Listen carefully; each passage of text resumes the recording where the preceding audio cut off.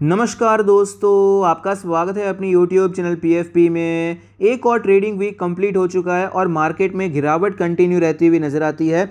15,800 के भी नीचे हमें निफ्टी क्लोज होता हुआ नजर आया। वीकली हाई और वीकली लो के बीच में अप्रॉक्सीमेटली 700 पॉइंट का डिफरेंस है, तो एक अच्छी खासी रेंज में मार्केट ने ट्रेड किया है और एक्चुअली एक वन डायरेक्शन में मार्केट आपको नीचे आता हुआ नजर आया। 2.5-3% की गिरावट इस हफ्ते हमें नजर आती है। तो नेक्स्ट वीक हम मार्केट से क्या एक्सपेक्ट कर सकते हैं, कौन से स्टॉक्स पे फोकस कर सकते हैं, इसके बारे में आज हम चर्चा करने वाले हैं।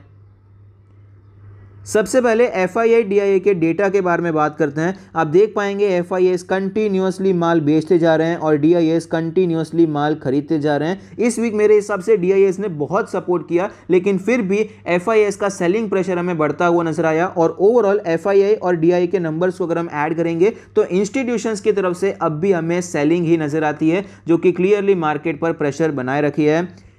क्रूड ऑयल के बारे में बात करें तो यहां से अच्छे संकेत नजर नहीं आते। आप देख पाएंगे 10,000 के लेवल से अच्छी गिरावट देखने को मिली। 7,000 7,500 का लेवल क्रूड ऑयल के लिए एक अच्छा सपोर्ट बन चुका है और रेजिस्टेंस के बारे में बात करें मल्टीपल टाइम ये 8,500 से नीचे आ चुका है और फिलहाल ये हमें स्ट्रॉन्ग होता हुआ नजर आता है। सपोर्ट बार बार ऊपर शिफ्ट हो रहा है। आप देख सकते हैं यहां से ऊपर गया, 8,500 से नीचे आया, फिर ये सपोर्ट शिफ्ट हो गया, फिर से ऊपर गया, फिर से नीचे आया, सपोर्ट फिर से शिफ्ट हो गया। तो यहां पर अभी वापस आपको क्रूड ऑयल में तेजी देखने को मिल सकती है। टेक्निकल चार्ट्स तो यही सजेस्ट कर रहे हैं, तो ये भी इंडियन मार्केट्स के लिए अच्छी बात नहीं है।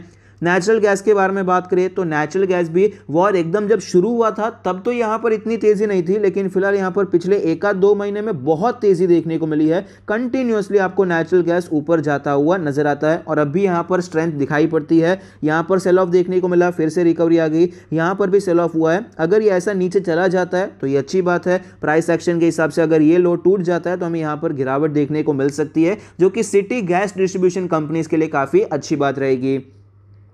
गोल्ड के बारे में बात करें तो यहां पर पहले स्ट्रेंथ दिखाई पड़ रही थी, लेकिन फिलहाल यहां पर इक्विटी मार्केट के लिए एक पॉजिटिव है कि भाई गोल्ड नीचे जा रहा है। जनरली अगर इक्विटी नीचे जाता है तो गोल्ड में आपको तेजी देखने को मिल जाती है, लेकिन फिलहाल आपको गोल्ड थोड़ा बहुत वीक होता हुआ नजर आया। 55,000 के लेवल से नीचे आया, 51,000 के आसपास एक अच्छा बेस बनाया, लेकिन फिलहाल हमें यह सपोर्ट टूटता हुआ नजर आया है। तो क्लियरली ये गोल्ड के इन्वेस्टर्स के लिए तो अच्छी बात नहीं है, लेकिन ये एक अच्छा संकेत है कि भाई इक्विटी मार्केट में शायद आपको कुछ तेजी देखने को मिल सकती है। एक थोड़ा बहुत यहां पर होप, आपको आशा थोड़ी सी नजर आती है।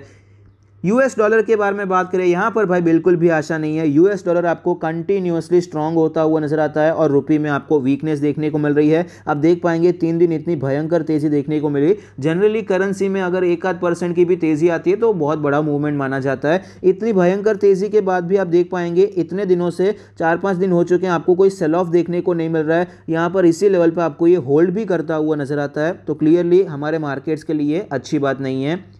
अमेरिकन मार्केट्स के बारे में बात करते हैं। अमेरिकन मार्केट में हमारी मार्केट से ज़्यादा खराब हालत चल रही है, स्पेशली जो टेक्नोलॉजी वाले स्टॉक्स हैं। नैस्डैक की हालत तो बहुत ही ज़्यादा खराब चल रही है। S&P 500 के बारे में बात करें तो आप देख पाएंगे यहाँ पर हमने डिस्कस किया था कि जैसे ही इसके ऊपर जाएगा थोड़ा पॉजिटिव हो जाएगा, यहाँ से सपोर्ट लेकर ये ऊपर जा सकता था, लेकिन ऐसा नहीं हुआ। वापस गिरावट देखने को मिली और एट लास्ट ये लो भी हमें टूटता हुआ नजर आया और फिलहाल हमें पिछले 1-2 दिन में थोड़ा बहुत बाउंस देखने को मिला है। फ्राइडे के दिन हमें यहाँ पर आपको जंप देखने को मिला, 2 दिन से आपको थोड़ी सी तेजी देखने को मिली है, लेकिन ट्रेंड रिवर्सल इसे हम नहीं मान सकते हैं। मेरे हिसाब से ये शॉर्ट कवरिंग ही है। हमारी मार्केट में भी मैंने एक्सपेक्ट किया था, लेकिन फ्राइडे को आप देखिए एकदम से आपको फिर से सेल ऑफ देखने को मिला। 16,000 तक निफ्टी गया था, लेकिन फिर से नीचे आ गया। तो ये मेरे हिसाब से एक शॉर्ट कवरिंग रैली है। उसके अलावा अभी ट्रेंड तो अभी भी वीक ही नजर आता है। जब तक ये 4200 के लेवल ऊपर नहीं निकल जाता है तब तक हम इसे बुलिश नहीं मान सकते हैं। नेक्स्ट वीक कौन से इवेंट पर हमें फोकस करना चाहिए, तो मंडे को तो अर्निंग्स हैं, भारत फोर्ज के नंबर्स आने वाले हैं, चाइना इंडस्ट्रियल प्रोडक्शन का डेटा आने वाला है और ट्यूसडे को अर्निंग्स हैं, भारतीय Airtel, DLF, Indian oil corporation और LIC का लिस्टिंग होने वाला है। देखिए मैंने पर्सनली तो अप्लाई नहीं किया था। मेरा मानना है अगर आपका विजन 5 साल से ज़्यादा का है तो होल्ड करने के बारे में सोच सकते हैं, लेकिन लिस्टिंग इन मिलता है तो एग्जिट करना मेरे हिसाब से बेहतर चॉइस रहेगी। फिलहाल यहाँ पर वैल्यूएशंस ज़्यादातर IPO में अच्छे नहीं आते हैं, लेकिन LIC के IPO में वैल्यूएशंस एक्चुअली अच्छे हैं, लेकिन लॉन्ग टर्म पर्सपेक्टिव से मैं प्राइवेट कंपनीज में निवेश करना ज़्यादा पसंद करूंगा। वेडनेसडे को अर्निंग्स हैं इंद्रप्रस्थ गैस, आईजीएल का, इंडिगो का, आईटीसी, लुपिन, पिलर इंडस्ट्री के अर्निंग्स आने वाले हैं। इथॉस का आईपीओ भी ओपन होने वाला है, तो देखते हैं अप्लाई करना है नहीं करना है, कैसा सब्सक्रिप्शन का डेटा दिखाई पड़ता है, उस हिसाब से हम डिसाइड करेंगे। थर्सडे को अर्निंग्स हैं Ashok Leyland, container corporation, doctor Reddy's और एचपीसीएल का, और यूएस इनिशियल जॉबलेस क्लेम्स का डेटा भी आने वाला है। फ्राइडे को ई मुद्रा का आईपीओ आने वाला है, तो यहाँ पर भी देखते हैं किस प्रकार का रिस्पॉन्स हमें दिखाई पड़ता है। निफ्टी 50 के चार्ट पर हमें क्लियरली पता चलता है कि फिलहाल यहाँ पर अच्छी खासी गिरावट देखने को मिली है। जैसे ही हमें ये 16,800 का सपोर्ट टूटता हुआ नजर आया, उसके बाद एक कंटिन्यूअस सेल ऑफ दिखाई पड़ता है। 15,800 तक ऑलरेडी निफ्टी आ चुका है। टेक्निकल टारगेट हमें पूरा होता हुआ नजर आता है। ये गिरावट देखने को मिली, यहाँ पर इसने एक फ्लैग बनाया, ये 1000 पॉइंट का था, तो नीचे भी आपको 1000 पॉइंट का देखने को मिला, तो टेक्निकल टारगेट इसके हिसाब से पूरा हो चुका है, सपोर्ट के आसपास है। तो मैं पर्सनली यहाँ पर एक बाउंस बैक एक्सपेक्ट कर रहा हूँ, शॉर्ट कवरिंग एक्सपेक्ट कर रहा हूँ, क्योंकि इतने तगड़े शॉर्ट्स यहाँ पर बन चुके हैं कि एक जंप आपको यहाँ पर देखने को मिल सकता है और मार्केट ईजिली आपको 16,500 तक जाती हुई नजर आ सकती है। इसमें सरप्राइज नहीं होना चाहिए। इसका मतलब ये नहीं है कि ट्रेंड रिवर्स हो चुका है, अभी बुलिश हो जाएगा मार्केट, वापस आपको भागता हुआ नजर आएगा। उसके लिए अभी के लिए तो मल्टीपल कंफर्मेशन की जरूरत है, और फिलहाल यहां पर मार्केट मंदा हो चुका है, मंदी में चला गया, उसके आपको मल्टीपल कंफर्मेशंस देखने को मिल रहे हैं। बहुत टाइम के बाद 20 डेज के मूविंग एवरेज ने 200 डेज के मूविंग एवरेज के नीचे का क्रॉसओवर कर दिया है, तो क्लियरली अच्छी बात नहीं है। लास्ट टाइम ये नहीं हुआ था, लेकिन फिलहाल हमें ये होता हुआ नजर आता है। डेली आरएसआई 26 है, वीकनेस है। वीकली चार्ट पर भी मैं आपको एक और संकेत देना चाहूंगा कि मार्केट में वीकनेस है। लास्ट टाइम आप देखिए, लास्ट टाइम जब मार्केट नीचे आया था तब यहां पर भी आपको तेजी देखने को मिली थी, रिकवरी नीचे से बार बार आपको दिखाई पड़ती थी। यहां पर भी देखिए, जैसे ये 15,600 16,000 के जोन में गया, तुरंत आपको बाउंस बैक देखने को मिला, और वीकली क्लोज तो आपको 16,600 के ऊपर होता हुआ नजर आया। तो आप समझ सकते हैं कितनी यहां पर तेजी चल रही थी। लेकिन फिलहाल देखिए, यहां पर भी कोई बाउंस नहीं आया, और स्पेशली ये कैंडल में आपको कोई बाउंस देखने को नहीं मिला है। इतना अच्छा सपोर्ट है, फिर भी आपको कोई बाउंस देखने को नहीं मिला, मतलब अभी ये सपोर्ट वीक हो चुका है, यहां पर बायर्स ज्यादा नहीं आए हैं, तो ये भी एक वीकनेस का संकेत हो जाता है। वीकली आरएसआई 37 का लेवल है, यहां पर वीकनेस नजर आती है। मंथली चार्ट के बारे में भी एक बार बात कर लेते हैं। ये मंथ भले ही कंप्लीट नहीं हुआ है, लेकिन फिलहाल के लिए तो यहां पर भी आपको कोई बाउंस नजर नहीं आता है। तो जैसा कि हमने एक डिस्कस भी किया था कि क्या मार्केट में क्रैश हो सकता है और गिरावट हो सकती है, अगर आपने वो वीडियो देखा नहीं है तो टॉप राइट कॉर्नर पर लिंक आ जाएगी, आप वो वीडियो देख सकते हैं। मार्केट में वीकनेस है, उसमें कोई डाउट नहीं है, लेकिन शॉर्ट टर्म के लिए मैं पर्सनली बाउंस एक्सपेक्ट कर रहा हूं, क्योंकि इतना ज्यादा शॉर्ट हो चुका है, तो शॉर्ट कवरिंग मिल सकती है। 16,500 तक तो इजीली आपको निफ्टी जाता हुआ नजर आ सकता है। शॉर्ट टर्म में एक आध 2 हफ्ते के लिए मार्केट में आपको ऐसा कुछ कंसोलिडेशन देखने को मिल सकता है, उसके बाद हमें पता चलेगा ब्रेकआउट होता है या फिर ब्रेकडाउन होता है। उस प्रकार से हम यहां पर अपनी पोजीशंस का प्लान कर सकते हैं। सीधा हम डिस्कस करते हैं कि भाई कौन से स्टॉक्स पे हमें फोकस करना चाहिए, क्योंकि वो लास्ट वीडियो में हमने मिड कैप और स्मॉल कैप का ऑलरेडी डिटेल एनालिसिस कर दिया है, तो आप वही वीडियो देख सकते हैं। अभी मेरा कोई व्यू कोई बदला नहीं है, हमने 1-2 दिन पहले ही वो वीडियो बनाया था। टाइटन कंपनी के बारे में बात करते हैं। 1,85,000 करोड़ की मार्केट कैप है, 85 का PE रेशियो है। क्लियरली वैल्यूएशन हमारे साइड पर नहीं है, वैल्यूएशन अब भी प्रीमियम नजर आता है। फाइनेंशियल ट्रेंड के बारे में बात करें, बहुत अच्छी ग्रोथ नजर आती है। स्पेशली कोविड के बाद लोगों का पर्सपेक्टिव बदल गया है कि भाई पैसा यहाँ पर ऊपर लेकर नहीं जाना है, थोड़ा सा यहाँ पर मौज मस्ती करना जरूरी है, लग्जरी आइटम्स खरीदना भी जरूरी है। तो आपको रेवेन्यू में बहुत बड़ा जंप देखने को मिला। पहले इतनी बड़ी ग्रोथ आपको होती हुई नजर नहीं आती थी, तो प्रॉफिटेबिलिटी भी आपको अच्छी खासी ऊपर जाती हुई नजर आई है।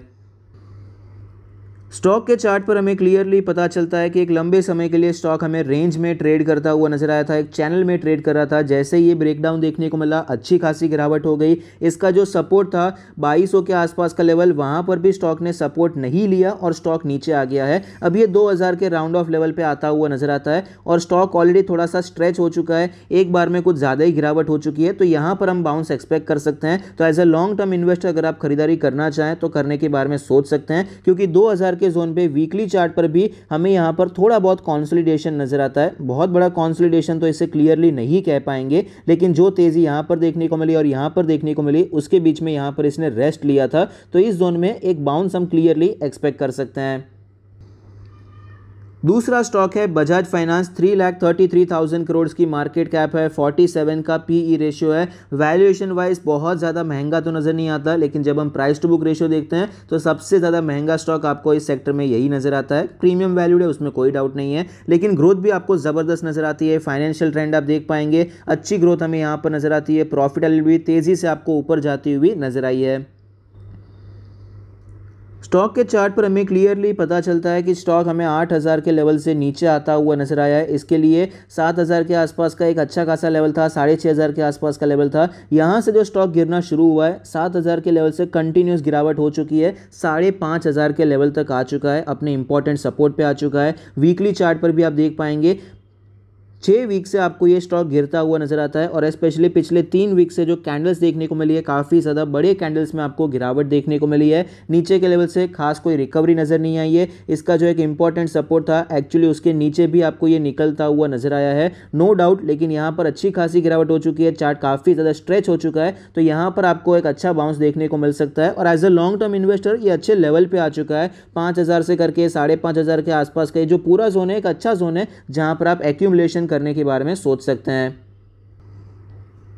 तीसरा स्टॉक है इन्फोसिस लिमिटेड, 6,32,000 करोड़ की मार्केट कैप है, 28 का पीई रेशियो है। तो वैल्यूएशन वाइज ये स्टॉक भी एक्सट्रीमली सस्ता तो नहीं चल रहा है, लेकिन एक्सट्रीमली महंगा भी नहीं चल रहा है, स्लाइटली प्रीमियम वैल्यू पे ट्रेड करता हुआ नजर आता है। फाइनेंशियल ट्रेंड के बारे में बात करें तो आप देख पाएंगे फाइनेंशियल ट्रेंड काफ़ी ज़्यादा हेल्दी है। रेवेन्यू, प्रॉफिट्स दोनों ही हमें लगातार बढ़ते हुए नजर आते हैं।